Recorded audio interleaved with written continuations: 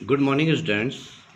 Today I am starting double helix structure of DNA. DNA का द्विकुंडलन संरचना आज हम पढ़ेंगे। अगर हम न्यूक्लियोटाइड की बात करते हैं तो न्यूक्लियोटाइड से पॉलीन्यूक्लियोटाइड बनाने की के बारे में जो खोज की गई वो सर्वप्रथम 1931 में लेविन द्वारा की गई थी। लेविन ने जो है पॉलीन्यूक्लियोटाइड बनाने के बारे में सबसे पहले अध्ययन किया था। अब हम आगे बढ़ते हैं।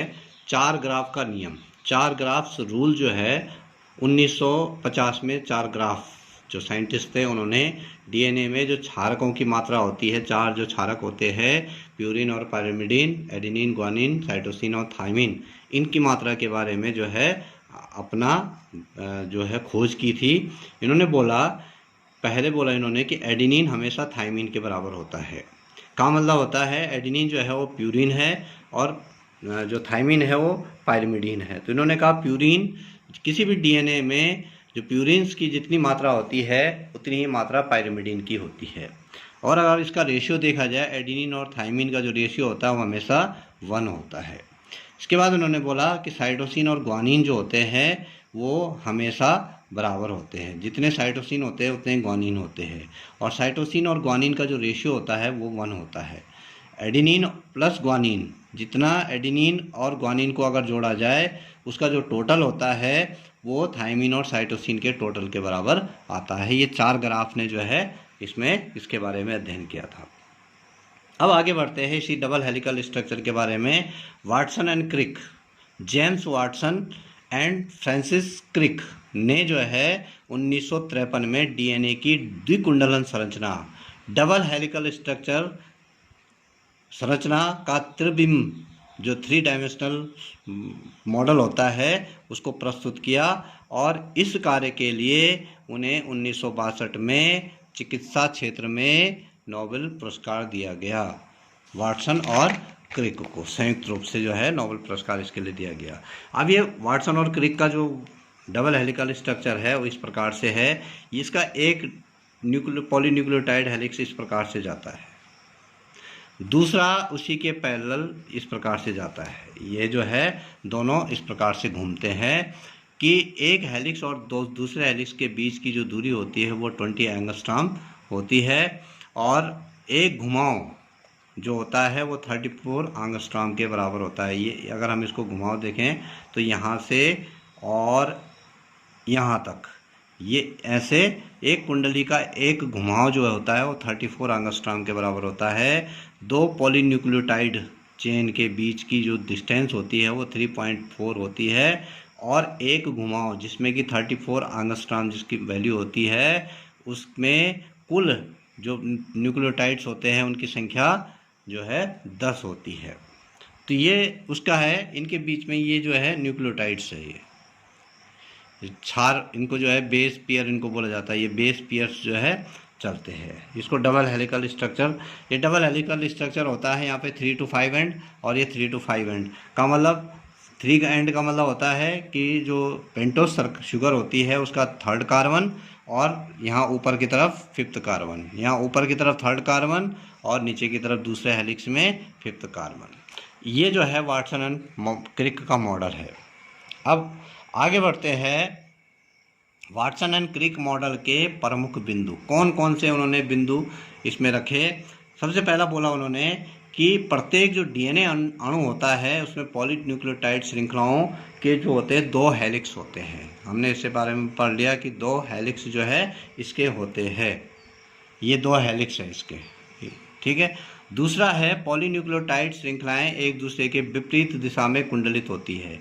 अगर एक जो है 5 एंड की ओर जा रहा है तो दूसरा 3rd एंड की ओर जाता है। दोनों एक दूसरे के विपरीत दिशाओं में कुंडलित होती है और प्रत्येक न्यूक्लियोटाइड में नाइट्रोजन क्षारक, एक नाइट्रोजन क्षारक, डीऑक्सीराइबोस शुगर और फॉस्फोरिक एसिड का अणु होता है प्रत्येक न्यूक्लियोटाइड में।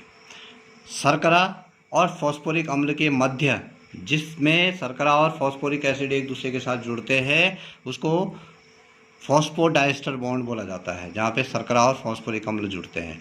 जहाँ पर शर्करा और नाइट्रोजन क्षार, नाइट्रोजन बेस प्यूरिन या pyrimidine, adenine, guanine, cytosine, thymine जो है ये शर्करा के साथ जुड़ते हैं पेंटोज शुगर से, उस बॉन्ड को बोला जाता है ग्लाइकोसिडिक बंध।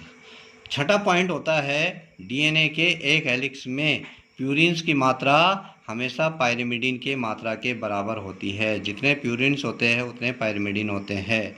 और दो नाइट्रोजन क्षार हाइड्रोजन बंध से आपस में जुड़ते हैं। हाइड्रोजन बंध से जैसे हम पहले भी बता चुके हैं कि साइटोसिन और ग्वानिन जो होते हैं वो ट्रिपल हाइड्रोजन बॉन्ड से जुड़ते हैं, और एडेनिन और थाइमिन जो होते हैं वो डबल हाइड्रोजन बॉन्ड से जुड़ते हैं। अब आगे बढ़ते हैं वाटसन एंड क्रिक के मॉडल की जैविक उपयोगिता, biological utility of the Watson and Crick model. जो वाटसन और क्रिक मॉडल है उसकी जो है क्या जैविक उपयोगिता है। सबसे पहला है सूचनाओं का प्रेषण, transmission of the information.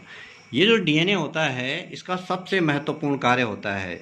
DNA से मिलकर जीन का निर्माण होता है, जीन से मिलकर गुणसूत्र का निर्माण होता है, और गुणसूत्र हमारे न्यूक्लियस में होते हैं। तो इसका जो काम होता है वो जो आनुवंशिक सूचनाएं होती है उन सूचनाओं को अगली पीढ़ी में हस्तांतरित करता है। जो भी आनुवंशिक हेरिडिटिकल इन्फॉर्मेशंस होती है उनका ट्रांसफ़र करने का महत्वपूर्ण कार्य इसके द्वारा किया जाता है।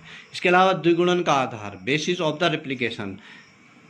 जब कोशिकाओं की मल्टीप्लिकेशन होती है, एक कोशिका दो कोशिकाओं में विभाजित होती है, 2 से 4 कोशिकाएं बनती है, तो उस समय कोशिका में इसका डीएनए का द्विगुणन होता है।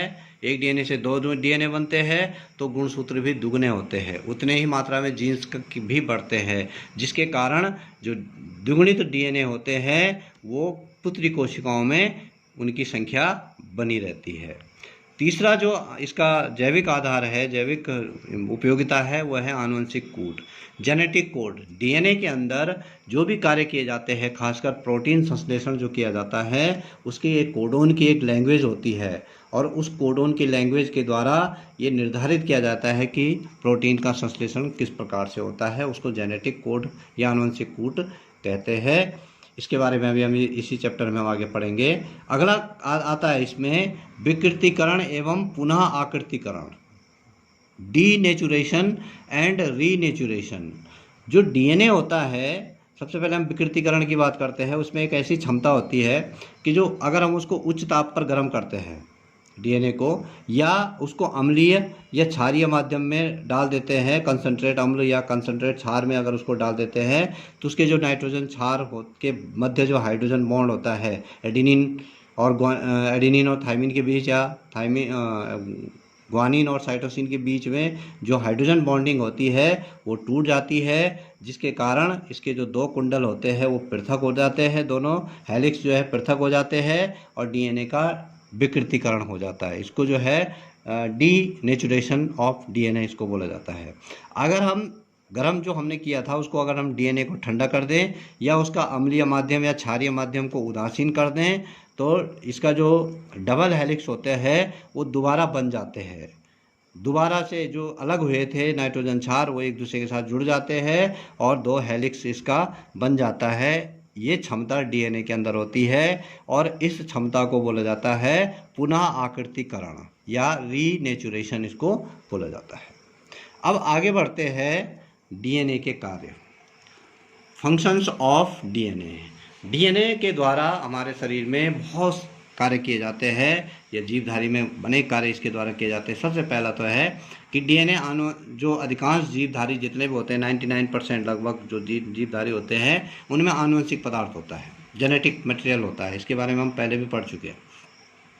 और ये इसका कार्य होता है आनुवंशिक लक्षणों को संतानों तक स्थानांतरित करने का कार्य इसके द्वारा किया जाता है। इसके अलावा जो डीएनए होता है ये एंजाइम का संश्लेषण, एंजाइम के संश्लेषण को नियंत्रित करता है। जो एंजाइम्स बनते हैं उनका संश्लेषण करता है। जब एंजाइम्स सही तरीके से बनेंगे तो जो हमारे शरीर में उपापचय की क्रिया होती है, मेटाबॉलिज्म, बनना और टूटने की जो पदार्थों की क्रिया होती है उस कार्य को किया जाता है। इसका मतलब ये है कि ये एंजाइम को बनाने के संश्लेषण को नियंत्रित करता है, जिससे कि मेटाबॉलिज्म की क्रिया संपन्न होती है। अगला पॉइंट है डीएनए कोशिकीय क्रियाओं जैसे विभाजन हो गया, वृद्धि हो गया, या संरचनात्मक प्रोटीन का संश्लेषण हो गया, इन क्रियाओं का नियंत्रण जो है वो डीएनए के द्वारा किया जाता है। अगला पॉइंट है क्रोमेटिन जो जाल होता है कोशिका के केंद्रक में, उसका जो अधिकांश भाग होता है वो डीएनए का बना होता है। अगला पॉइंट है डीएनए जो होता है वो जीन का घटक है। का मतलब जीन का जो निर्माण होता है वो अनेक डीएनए से मिलकर बना होता है। तो इस जो उत्परिवर्तन होता है वो डीएनए के कारण ही संपन्न होता है, जिससे कि नई जातियों का विकास होता है। प्रोटीन संश्लेषण संबंधी सूचनाएं, जो 3 प्रकार के आरएनए होते हैं, एमआरएनए, टीआरएनए और आरआरएनए जो होते हैं, उनके द्वारा वो एमआरएनए जो है उस सूचना को राइबोसोम तक पहुंचाता है। इसके अलावा कोशिकीय विभाजन करता है, कोशिका के विभाजन को प्रेरित करता है, जिसके कारण वृद्धि होती है और फिर विभेदन होता है। उसमें जो है डिफ्रेंशिएशन आता है, कुछ जो जीवधारी होते हैं उनका विकास आता है, और जन्म से लेकर मृत्यु तक की जो विकास की क्रियाएं होती है, उन सब क्रियाओं को डीएनए ही नियंत्रित करता है।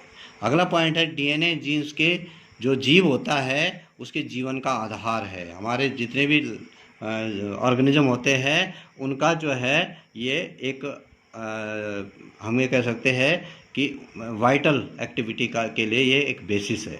अब अगला आते हैं हम डीएनए हेलिक्स की packaging of the DNA helix. जो डीएनए बनता है उसकी पैकेजिंग किस प्रकार से होती है, क्योंकि हम जानते हैं कि जो डीएनए के जो 2 क्षार युग्म होते हैं उनके मध्य जो दूरी होती है वो 0.34 nm होती है। दो जो जैसे ग्वानिन और साइटोसिन के बीच की दूरी होती है 0.34 nm होती है। अगर इसको मीटर में निकालें तो 0.34 × 10⁻⁹ मीटर की जो दूरी होती है।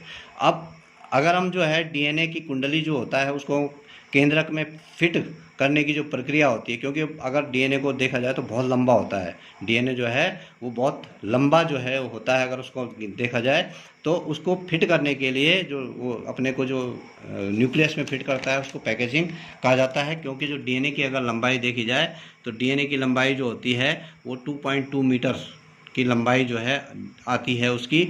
तो इस प्रकार से हम जो है उसको जो डीएनए अपने आप को उसकी जो पैकेजिंग होती है वो इस प्रकार से होती है कि क्योंकि जो केंद्रक होता है उसका आकार बहुत छोटा होता है, 10⁻⁶ मीटर होता है, और लंबाई होती है 2.2 मीटर, कई गुना जो है इसकी लंबाई जो है केंद्रक से होती है। तो केंद्रक जो डीएनए होता है वो अपने को इस प्रकार से फिट करता है कि उस प्रक्रिया को हम पैकेजिंग कहते हैं। डीएनए के जो चारों ओर होते हैं 8 स्टोन प्रोटीन होते हैं। 8 स्टोन प्रोटीन का एक समूह होता है जिसको हम न्यूक्लियोसोम कहते हैं। उस स्ट्रक्चर को हम न्यूक्लियोसोम कहते हैं। और न्यूक्लियोसोम में जो होते हैं एक न्यूक्लियोसोम में 200 बेस पेयर होते हैं। 200 नाइट्रोजन क्षार के युग्म जो है उसमें पाए जाते हैं। और उसमें जो है हम क्रोमेटिन में न्यूक्लियोसोम को इलेक्ट्रॉन सूक्ष्मदर्शी में जो है हम रस्सियों के गुच्छे के समान हम उसको देख सकते हैं उस प्रक्रिया को। तो ये अपने को जो है उस जो न्यूक्लियस होता है उसमें फिट करता है। ये 8 जो है स्टोन प्रोटीन दिखाई देते हैं, ये बीच में डीएनए इसमें इस प्रकार से फिट होता है। इस जो स्ट्रक्चर होता है इसको न्यूक्लियोसोम कहा जाता है। आज का टॉपिक यहीं पे समाप्त होता है। Thank you.